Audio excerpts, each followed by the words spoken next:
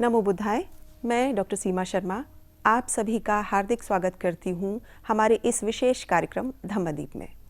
साथियों, पिछले एपिसोड में हमने चर्चा की तथागत बुद्ध के सम्यक संबोधि प्राप्ति की और साथ ही हमने चर्चा की मैत्री, करुणा एवं ध्यान साधना की भी। इस श्रृंखला को आगे बढ़ाते हुए आज हम चर्चा करेंगे तथागत बुद्ध को सम्यक संबोधि प्राप्ति के बाद बोधि मंडल के आसपास बिताए कुछ सप्ताहों तक के घटनाओं के बारे में। इस विषय पर रोचक जानकारी देने के लिए हमारे मध्य उपस्थित हैं भंते कुशल सुमन जी। आपने बुद्ध दर्शन में उच्च शिक्षा प्राप्त की है तथा आपको अनेक सम्मानों से भी विभूषित किया गया है। इसके साथ साथ आपने विभिन्न मंचों पर अपने विचार भी प्रस्तुत किए हैं। इसके अतिरिक्त मैं भंते जी के विषय में आपको एक और महत्वपूर्ण जानकारी यहाँ देना चाहूँगी। भंते जी बहुभाषी हैं। भंते जी को कई भाषाओं का ज्ञान है। आपने अपनी अकादमिक शिक्षा का माध्यम अंग्रेजी रहा है। इसके अतिरिक्त तेलुगु, सिंधी और हिंदी भाषा आप प्रमुख रूप से जानते हैं। इसके अतिरिक्त भी आप कई अन्य भाषाओं का ज्ञान रखते हैं। भंते जी अपने विचार इस कार्यक्रम में हिंदी के माध्यम से रख रहे हैं और मैं उनके प्रयत्न को यहाँ पर स्पष्ट रूप से देख सकती हूँ। वे नए नए हिंदी शब्दों के प्रयोग को सीख रहे हैं और अपनी भाषा को और अधिक परिष्कृत बनाने के लिए प्रयासरत हैं। तो हम स्वागत करते हैं भंते कुशल सुमन जी का। भंते जी, आपका धम्मदीप कार्यक्रम में बहुत बहुत स्वागत है। भंते जी, हमारा कार्यक्रम आगे बढ़ रहा है और दर्शकों की रुचि भी इसमें स्पष्ट रूप से हमें देखने को मिल रही है, उनके सुझावों के माध्यम से और उनके प्रश्नों के माध्यम से। हमें बहुत सारे प्रश्न मिल रहे हैं अलग अलग प्रकृति के, अलग अलग विषयों से संबंधित, किंतु सभी प्रश्नों को यहाँ पर सम्मिलित करना हमारे समय की सीमा के विरुद्ध होता है। इसीलिए हम सब दर्शकों के नाम भी यहाँ नहीं ले पाते हैं और सभी प्रश्नों को भी हम यहाँ पर सम्मिलित नहीं कर पाते हैं। तो कुछ महत्वपूर्ण प्रश्न हैं जिनको हम यहाँ पर अवश्य शामिल करते हैं अपने कार्यक्रम में। इन्हीं में से एक महत्वपूर्ण प्रश्न मैं यहाँ आज आपसे जानना चाहती हूँ। 4 ब्रह्म विहार क्या हैं और इनके बारे में कृपया हमारे दर्शकों को बताएं। नमो तस्स भगवतो अरहतो सम्मा संबुद्धस्स। नमो तस्स भगवतो अरहतो सम्मा संबुद्धस्स। नमो तस्स भगवतो अरहतो सम्मा संबुद्धस्स। सर्वप्रथम मेरे आचार्य श्री के पुण्य चरणों को कोटि कोटि नमन। फिर मेरे उपाध्याय भंते के पुण्य चरणों को कोटि कोटि नमन। बहुत बहुत धन्यवाद सीमा जी, मुझसे 4 ब्रह्म विहारों के बारे में प्रश्न पूछने के लिए। 4 ब्रह्म विहार। पहले हमें ब्रह्म विहार को समझने के लिए ये समझना अत्यावश्यक है ब्रह्म क्या होता है। जिस प्रकार मनुष्य योनि है, पशु योनि है, इन्हें हम आँखों से देख सकते हैं, इंद्रियों द्वारा महसूस कर सकते हैं, ऐसी ही एक योनि है जो हमें दिखती नहीं है, अदृश्य है, जिसे कहा जाता है ब्रह्म। अक्सर मनुष्य इंद्रिय सुखों में लिप्त रहता है, इसीलिए इसे हम काम लोग कहते हैं। तो ब्रह्म वो होता है जो 4 गुणों में हमेशा विराजमान रहे, वे ब्रह्म होता है। अब 4 गुण कौन कौन से हैं? मैत्री, करुणा, मुदिता, उपेक्षा।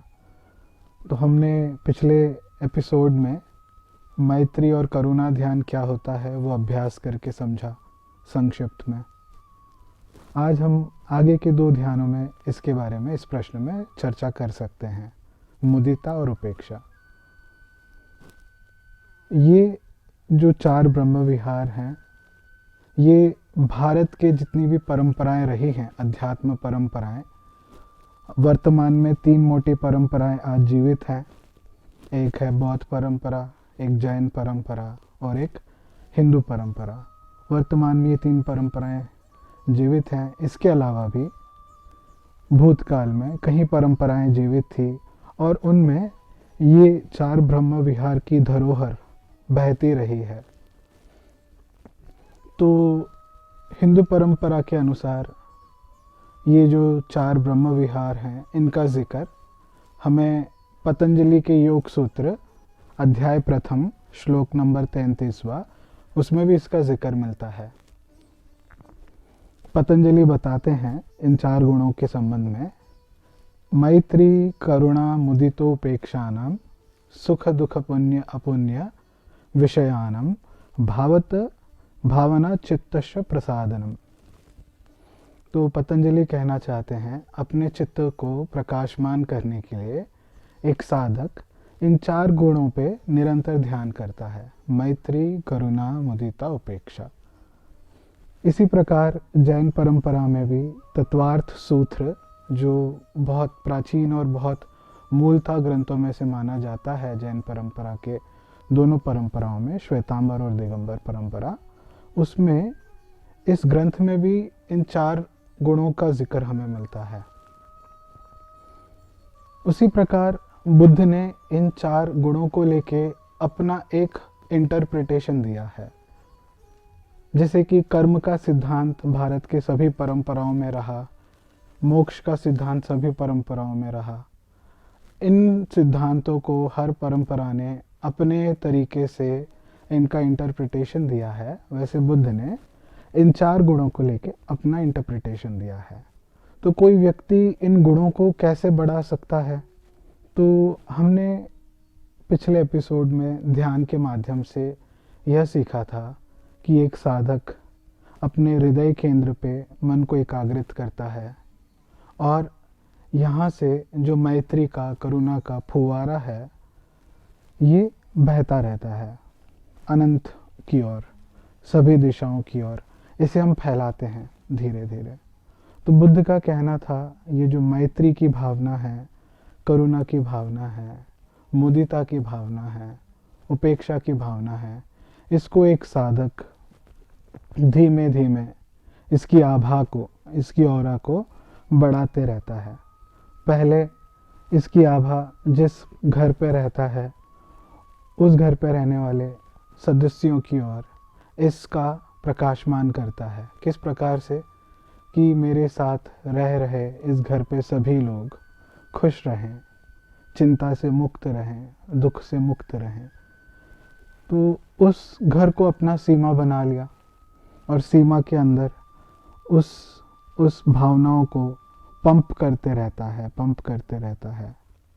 फिर इसको बढ़ाते हुए हमारे अड़ोस पड़ोस तक हम अपनी आभा को बढ़ाते हैं। अड़ोस पड़ोस में रह रहे सभी दृश्य अदृश्य प्राणी वे खुश रहें, उनका मंगल हो, वे अपने दुखों से मुक्त हों। और इसी प्रकार सीमा को बढ़ाते बढ़ाते गांव की ओर, गांव से शहर की ओर, एक राज्य की ओर, राज्य से देश की ओर, देश से इस कॉन्टिनेंट की ओर, एशिया कॉन्टिनेंट के बाहर निकल जाता है अपनी आभा को बढ़ाते बढ़ाते। सारे भूगोल को, सारे धरती को अपनी एक दायरा बना लेता है, एक सीमा बना लेता है और उस सीमा के अंदर निरंतर करते रहता है मैत्री, करुणा, मुदिता, उपेक्षा। और इस सीमा को सिर्फ यहीं पे ही नहीं सीमित रखता एक साधक, इसको बढ़ाते बढ़ाते बढ़ाते सोलर सिस्टम की ओर पहुंच जाता है और ब्रह्मांड के उस कोने कोने तक जाता है जहाँ पे कोई भी दृश्य अदृश्य प्राणी हो, उनको अपनी इन तरंगों से पंप करते रहता है। जितने भी दृश्य अदृश्य प्राणी हैं इस ब्रह्मांड के कोने कोने तक, उन सभी का भला हो, मंगल हो, कल्याण हो, सभी अपने दुखों से मुक्त हो। तो इसी प्रकार बुद्ध ने बताया कि इन 4 गुणों को, जिसमें हमेशा ब्रह्म विहार करते हैं, इन 4 गुणों को एक साधक निरंतर इनका अभ्यास करते रहता है। और कई सूत्रों में इस प्रकार से बुद्ध ने इन 4 गुणों के बारे में हमें बतलाया है। सबसे अति प्रिय सूत्र इसके संदर्भ में, इन 4 गुणों के संदर्भ में जो मुझे लगता है वो है दीर्घ निकाय का तेविज्य सूत्र। तेविज्य सूत्र में बुद्ध बतलाते हैं जिस प्रकार से कोई एक व्यक्ति हो, नगाड़ा बजाता हो, जब नगाड़ा बजा रहा है तो जो नगाड़े से निकलने वाली धुन है वो हर दिशा की ओर फैलती है, आगे की ओर, पीछे की ओर, दाएं बाएं, हर दिशा की ओर। जिस प्रकार से नगाड़े की धुन फैलती है, उसी प्रकार एक व्यक्ति को अपने हृदय केंद्र से इन चारों गुणों को फैलाना है हर दिशाओं की ओर। इसको फैलाते फैलाते फैलाते अनंत की ओर ले जाना है, ब्रह्मांड के उस कोने तक जहाँ पे अनंत हो सकता है, उस कोने तक इसको फैलाते रहना है। तो यही साधना ब्रह्म विहार कहलाती है और ये बुद्ध के द्वारा सिखलाई गई पद्धतियों में से एक है। भंते जी, आपका बहुत बहुत धन्यवाद। आपने 4 ब्रह्म विहारों के विषय में बहुत सटीक उत्तर हमें दिए, बहुत महत्वपूर्ण जानकारियां हमारे दर्शकों को प्रदान की। हमारे पास और भी कई प्रश्न हैं, किंतु हम सभी प्रश्नों को नहीं ले रहे हैं, बल्कि हम आज के मूल विषय की ओर बढ़ रहे हैं, क्योंकि आज का हमारा विषय बहुत विस्तृत है। तथागत बुद्ध को सम्यक संबोधि प्राप्ति के बाद बोधि मंडल के आसपास उन्होंने कुछ सप्ताह बिताए और वहाँ पर कुछ प्रमुख घटनाएं घटित हुईं। तो आज हमारे इस मूल विषय पर मैं आपसे मार्गदर्शन चाहती हूँ। कृपया इस महत्वपूर्ण विषय पर हमारे दर्शकों का मार्गदर्शन कीजिए। तो आज के हम एपिसोड की ओर बढ़ते हैं। हमने इससे पहले के एपिसोड में ये देखा, तथागत बुद्ध को सम्यक संबोधि प्राप्त हो जाती है। सम्यक संबोधि प्राप्त होने के बाद तथागत बुद्ध अपनी निर्वाण की शांति का अनुभव लेने के लिए कुछ सप्ताह उस बोधि वृक्ष के आसपास बिताने का निर्णय करते हैं। कुछ ग्रंथों के अनुसार, जो खास करके बुद्ध के बहुत समय के बाद लिखे गए हैं, उन ग्रंथों के अनुसार हमें ऐसा जिक्र प्राप्त होता है कि तथागत बुद्ध ने इस बोधि वृक्ष के आसपास 7 सप्ताह रह के अपना समय बिताया। मगर मूलतः जो मूल पिटक है, जिसे हम त्रिपिटक कहते हैं, उसके अंतर्गत जो विनय पिटक है, उस विनय पिटक के एक ग्रंथ का नाम है महावग्ग। उसमें हमें तथागत बुद्ध के 4 सप्ताहों का जिक्र मिलता है। जब तथागत बुद्ध बन जाते हैं तो वे 4 सप्ताह तक इस बोधि वृक्ष के आसपास ध्यान कर रहे होते हैं। तो पहले सप्ताह तथागत बुद्ध बोधि वृक्ष के नीचे ही बैठकर 1 सप्ताह ध्यान मग्न रहते हैं और अपनी उस निर्वाण अवस्था का साक्षात्कार करते हुए, उसका अनुभव करते हुए शांति में बिताते हैं। 1 सप्ताह जैसे ही पूर्ण होने आता है, वे अपने ध्यान से निकलकर 12 कड़ियों वाला, जिसको हम प्रतित्य समुपाद या पटिच्च समुपाद कहते हैं, उसका चिंतन मनन करना शुरू करते हैं। तो ये प्रतित्य समुपाद क्या हुआ? तथागत की खोज ही यही थी,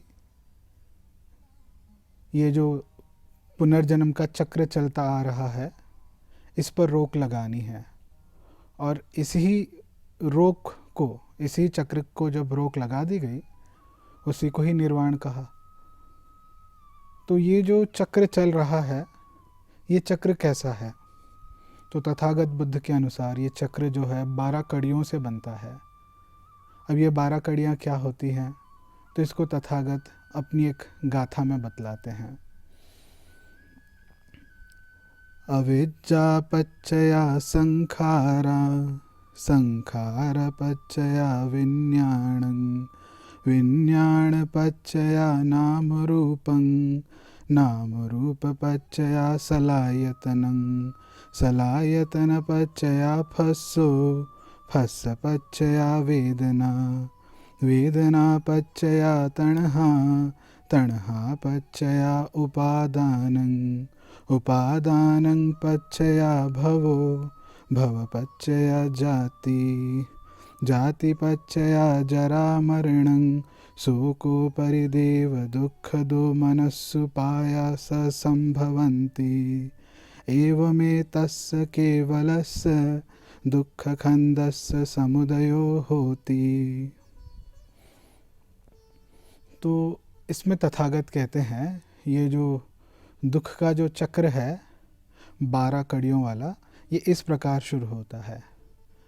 अविद्या के कारण ही संस्कार की उत्पत्ति होती है और संस्कार के कारण ही विज्ञान की, विज्ञान से ही नामरूप, नामरूप से ही षडायतन, षडायतन से फस और फस से वेदना, वेदना से तन्हा, तन्हा से उपादान, उपादान से भव, भव से जाति, जाति से जरा मरणं शोक परिदेव दुख दो मनस्सुपायासा संभवंती।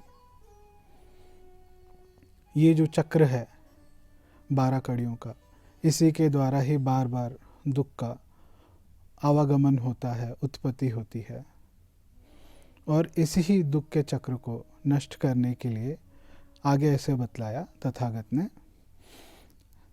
अविद्या त्वेव अशेष विराग निरोधा संखार निरोधो, संखार निरोधा विज्ञान निरोधो, विज्ञान निरोधा नाम रूप निरोधो, नाम रूप निरोधा सलायतन निरोधो, सलायतन निरोधा फस निरोधो, फस निरोधा वेदना निरोधो, वेदना निरोधा तणहा निरोधो, तणहा निरोधा उपादान निरोधो, उपादान निरोधा भव निरोधो, भव निरोधा जाति निरोधो, जाति निरोधा जरा मरणं शोक परिदेव दुख दो मनस्सुपाया निरुज्झन्ति, एवमेतस्य केवलस्य दुख खंदस्य निरोधो होति।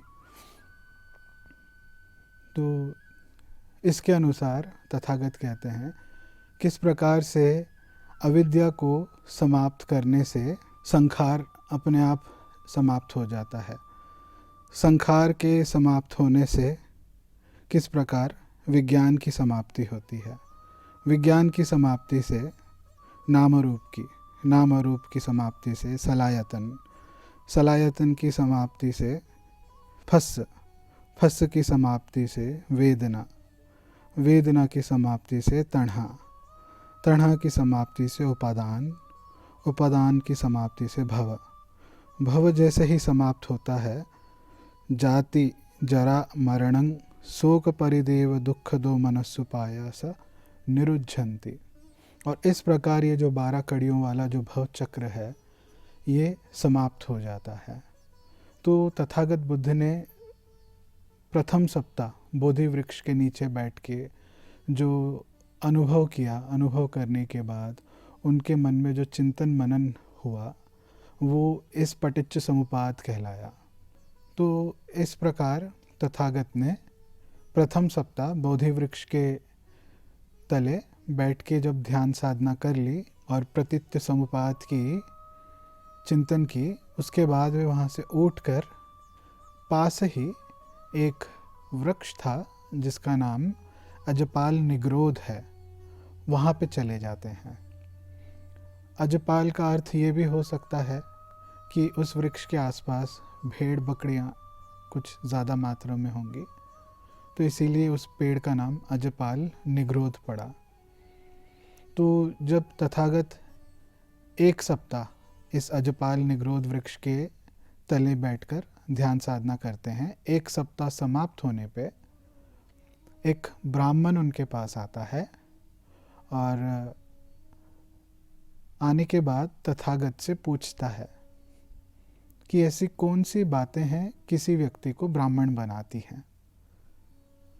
तो इस प्रश्न का उत्तर देते हुए तथागत कहते हैं, कोई भी व्यक्ति जो बुरी बातों से दूर रहता है, बुरे कर्म नहीं करता है, अभिमानी नहीं होता, निर्मल होता है, ज्ञान से परिपूर्ण होता है, जो ब्रह्मचर्य का पालन करता है, ऐसा व्यक्ति स्वयं को ब्राह्मण कह सकता है।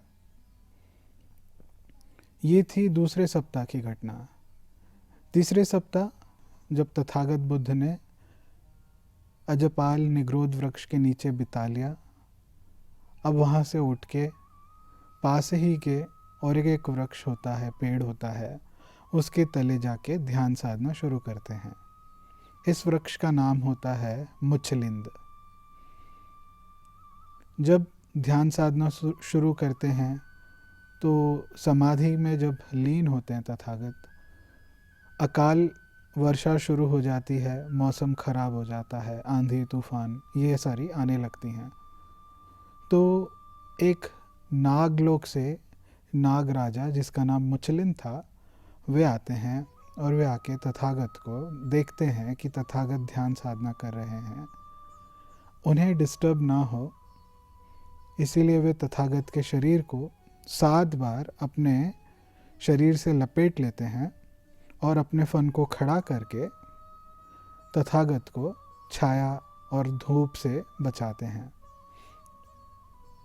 जो आंधी तूफान बरसात चल रही थी उससे वे तथागत को प्रोटेक्शन देते हैं। 7 दिन का समय पूरा हो जाता है, तथागत ध्यान से उठते हैं तो वे जो नागराज थे मुचलिंद, अब वे आम मनुष्य का रूप धारण कर लेते हैं।